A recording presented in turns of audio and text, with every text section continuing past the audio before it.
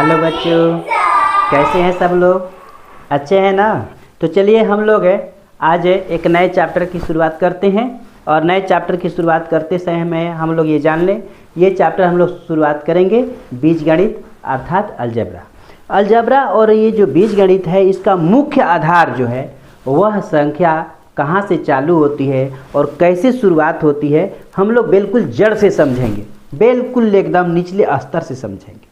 तो आइए हम लोग सबसे पहले देखेंगे कि चर संख्या अलजेब्रा की सबसे बड़ी दुविधा और सॉल्यूशन में फंसने वाली जो बात होती है वह होती है ये 2 पॉइंट पर, चर संख्या और अचर संख्या पर। तो चर संख्या यहाँ पर लिखा हुआ कि चर संख्या वेरिएबल नंबर क्या है।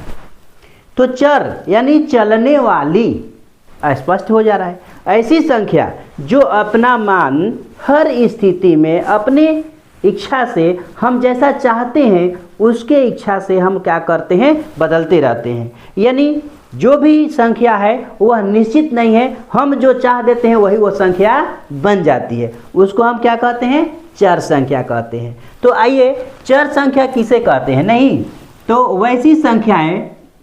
वैसी संख्याएं जो अपना मान सदा बदलती रहती है उसे चर संख्याएं कहते हैं। उसे हम क्या कहेंगे? चर संख्याएं कहते हैं। एग्जाम्पल के लिए ऐसी संख्याएं हमारा जो है वह क्या है, तो ए है, बी है, सी है, ए टू जेड तक, और स्मॉल लेटर से भी हम इसको ए बी सी डी से हम लोग सूचित करते हैं जेड तक।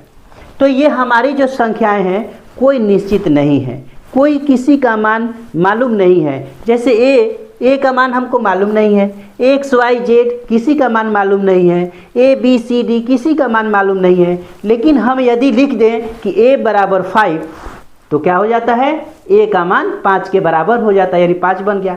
किसी ने आया और कह दिया कि ए बराबर 10 तो 10 का वैल्यू हो गया, 10 हो गया।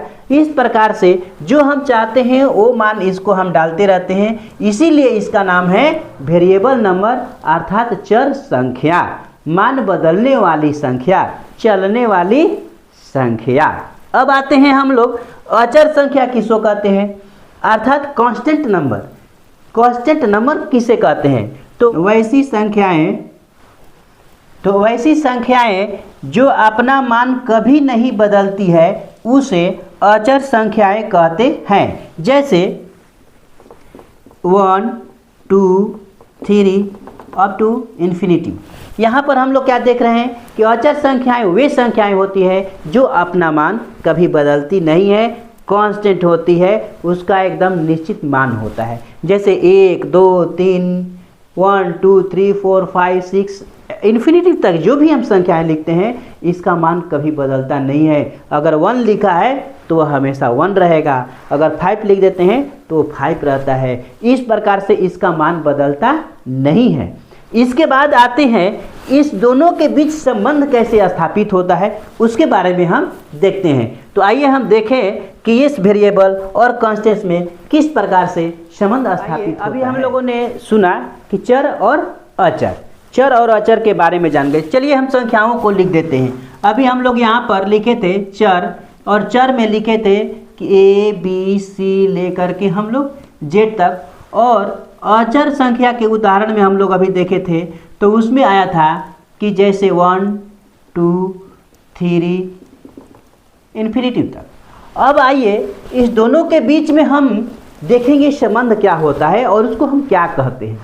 आइए मान लीजिए कोई आदमी आया और उसने क्या किया कि यहाँ पर एक संख्या लिख दिया और लिख दिया कि 2a। क्या लिख दिया? 2a। अब 2a क्या है भाई? 2a का संबंध क्या है भाई?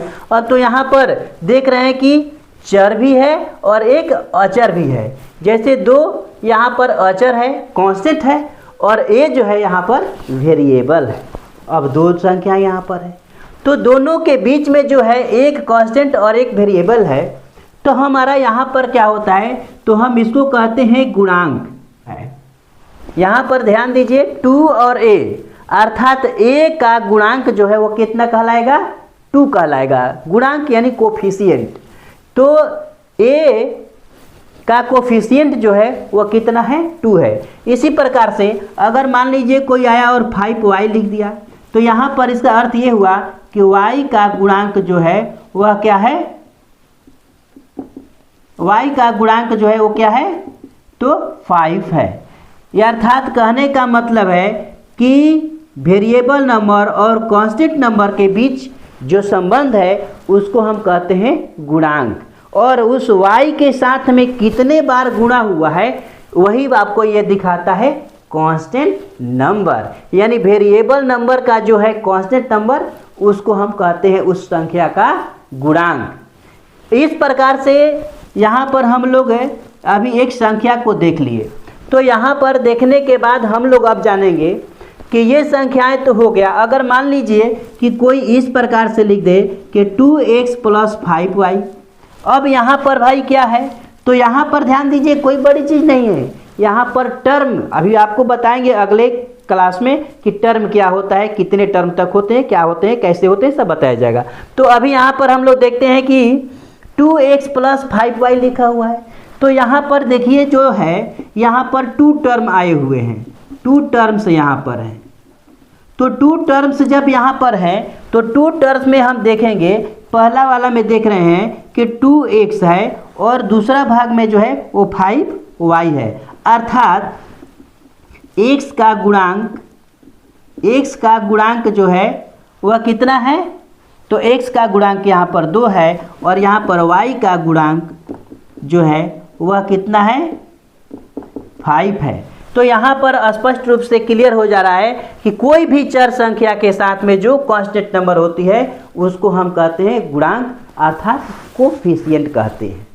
दोनों के बीच के संबंध में यहाँ पर एक चीज़ छुपा हुआ है, उसको भी थोड़ा सा ध्यान दे दें। जैसे मान लीजिए कि 2x कोई लिख दिया, तो कोई बच्चे समझ जाते हैं कि 2 और x के बीच क्या प्लस है, यानी जोड़ है, घटाव है, तो नहीं। यहाँ पर एक चीज़ छुपा हुआ है कि 2 x, अर्थात यहाँ पर डॉट प्रोडक्ट इसको कहा जाता है। जो ये पॉइंट जो दिया गया है ये डॉट प्रोडक्ट है। गुना हम लोग को कई तरह का होता है, जैसे एक गुना हम लोग देते हैं क्रॉस मल्टीपल, एक होता है डॉट प्रोडक्ट, एक होता है ब्रैकेट प्रोडक्ट। तो यहाँ पर ब्रैकेट नहीं दिया गया है, यहाँ पर क्या है, तो डॉट प्रोडक्ट है। यहाँ पर डॉट दिया गया है जो कि ये बताता है कि इसमें गुना है जिसे छुपाया हुआ है, आप चाहें तो दे भी सकते हैं। लेकिन यहाँ पर 2x कहने से ही स्पष्ट हो जाता है कि यहाँ पर वेरिएबल नंबर का कांस्टेंट नंबर के साथ में गुणा है और इसे हम लोग को डॉट प्रोडक्ट के रूप में समझते हैं। यहाँ पर डॉट प्रोडक्ट के रूप में ये गुना ऑलरेडी हुआ है।